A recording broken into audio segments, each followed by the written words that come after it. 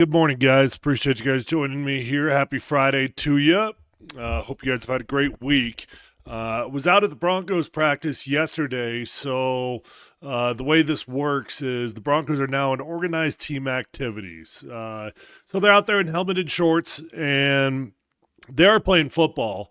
It's real easy as a media member, as a fan, to be like, oh, what's going on out there? How much real football could they be playing? But I'll never forget my rookie year, my first few years in the NFL, going throughout OTAs and how stressful those practices were. So it was really good to get out there and see the Broncos yesterday. Pretty crazy the amount of media that was out there. I mean, I couldn't even tell you who all these media folks were. So yesterday was the first day that media was allowed out at Broncos OTAs. So they had OTAs Tuesday, Wednesday, Thursday of this week, and Thursday was the only day that the media was allowed out there.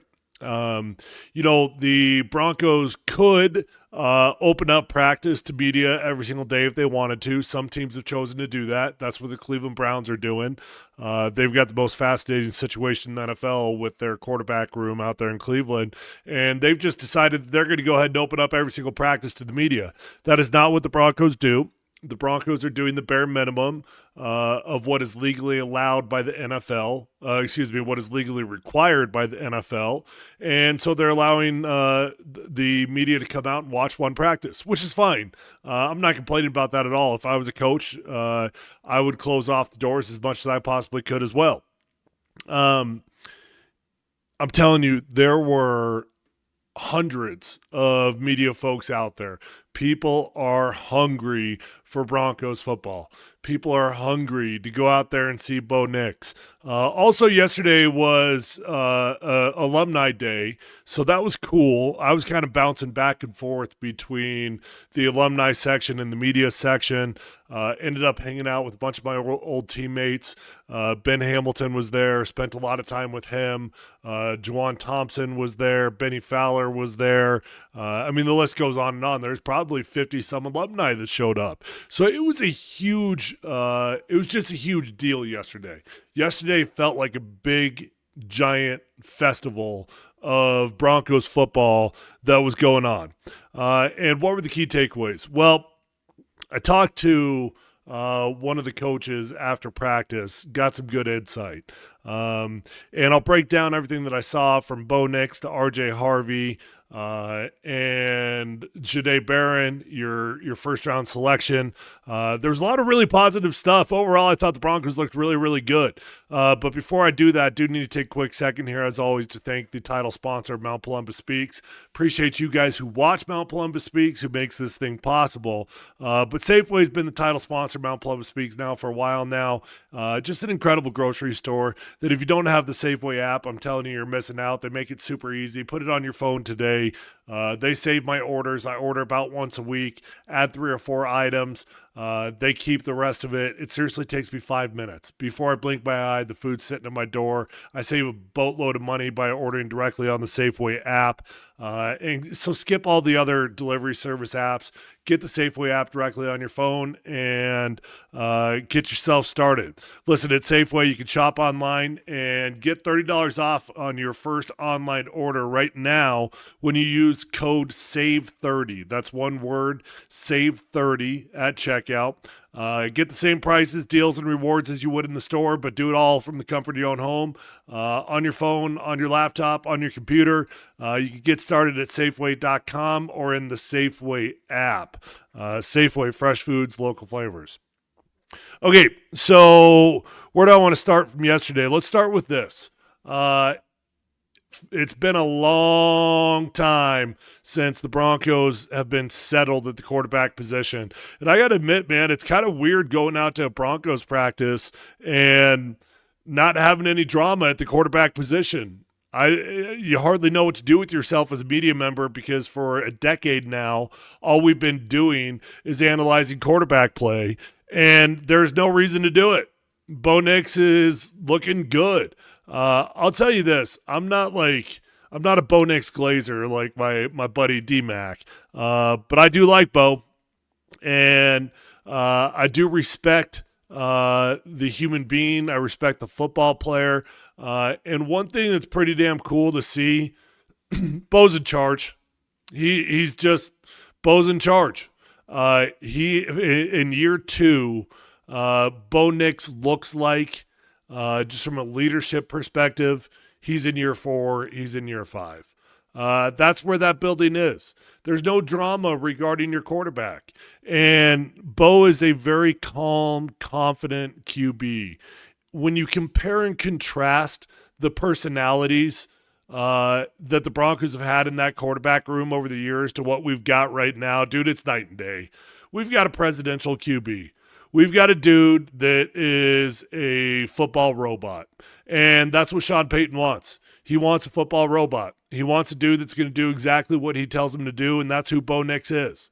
I mean, when you think about the guys that we've had in there, from Paxton Lynch to Drew Lock, even my good buddy Trevor Siemian, who I couldn't respect anymore, just think about the personalities of Paxton and Drew and how young they felt. You know, Bo Nix doesn't feel young. I guess I'll use the word immature. And I don't think that that's unfair to refer to Drew Lock or Paxton Lynch as immature. They were. They had an immaturity that was about them. They just didn't carry themselves with the aura of a franchise QB. And that's what Bo Nix does. Bo Nix carries himself with an aura of a franchise QB. And I got to tell you, man, he looked sharp. He looked really, really sharp out there. It's weird. You go out there and you're almost expecting the ebbs and the flows and the ups, the downs, the interceptions, the bad throws, the incompletions, and you just don't see a whole lot of that. You see a pretty sharp, dialed in QB with an offense that is looking like they're taking steps. That's what this offense looks like. It looks like they're taking steps in the right direction.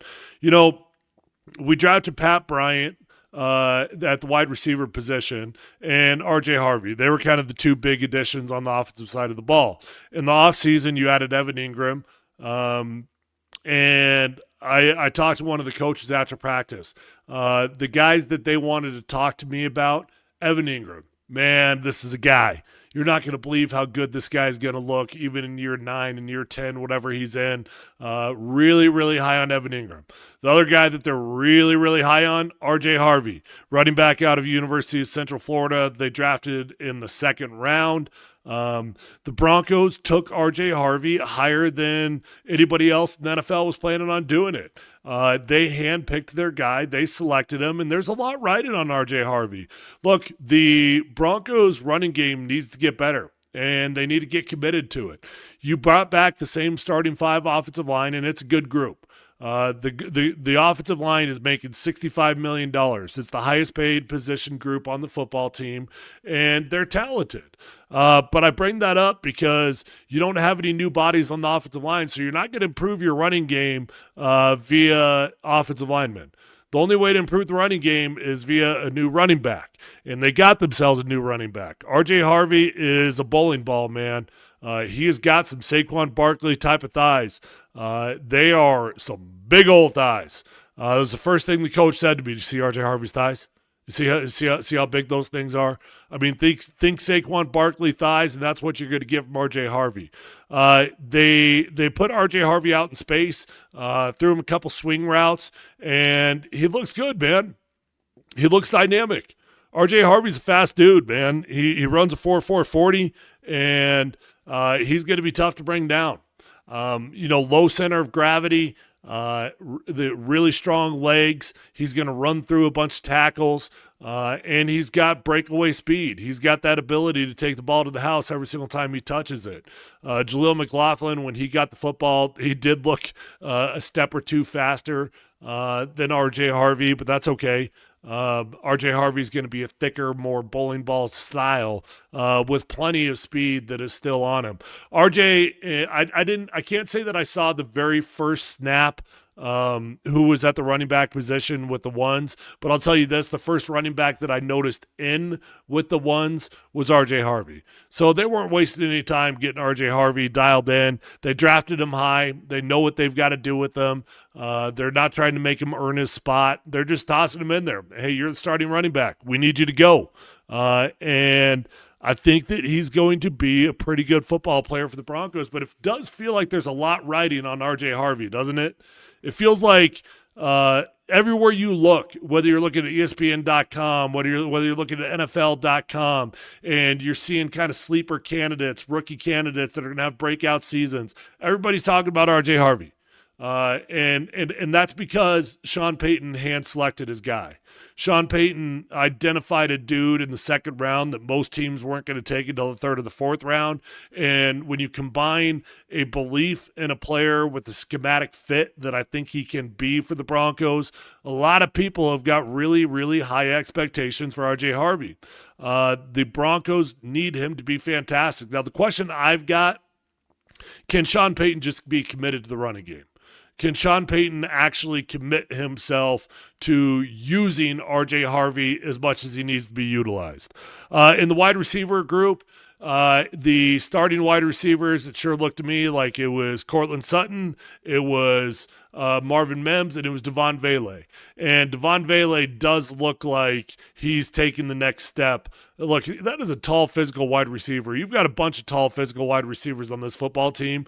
I'm a huge fan of Devon Vele, and he looks really, really good in there with the starting group. The catch of the day was made by Courtland Sutton. Courtland Sutton had a contested catch, probably a 30, 40-yard go ball that he comes down with in traffic, lands on his back, and the crowd goes nuts. It was cool to see. Courtland Sutton can still come down with some really tough catches. No surprise there. Courtland's the number one wide receiver on this football team. I didn't see a ton from Pat Bryant, though. So unlike R.J. Harvey, who looked like he got tossed in there with the starters from Jump Street, I didn't see a ton of Pat Bryant. But they were rotating guys in left and right. Every time I kept seeing, there was number 39 out there playing wide receiver. He's got long hair. I'm drawing a blank on his name. I think he's a wide receiver out of Utah, undrafted player. He got reps with the ones. There were two or three other guys that were undrafted guys that were just getting rotated in and out. So early on in OTAs, Sean is taking advantage of the pressure-free environment, and he's getting guys lots of snaps with different units, starters, backups, 1s, 2s, and 3s, just getting that sucker rolling.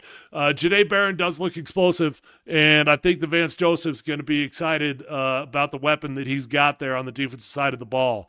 How does that work out between Riley Moss and Jahdae Barron? Who's going to be the number 2 corner on this football team?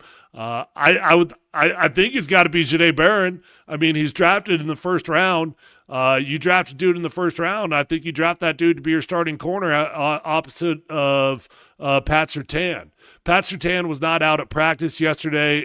Nothing to be concerned with. No injuries or anything, but he was not out there. These are voluntary practices, and I don't know where he was, but coaches were not concerned with it, so I'm not concerned with it. The way I could see it working out between Jahdae Barron and Riley Moss, look, Riley, I'm a huge fan of Riley. And I think Riley Moss is more than capable of being the starting outside corner on this team, opposite of Pat Surtain. But when you draft Jahdae Barron as high as you do, you don't draft a nickel in the first round. And although that might be Jahdae Barron's best skill set playing on the inside, I don't think you draft a nickel DB with your first pick in the draft. So my best guess, Jahdae Barron's probably your starting outside corner, opposite of Pat Surtain.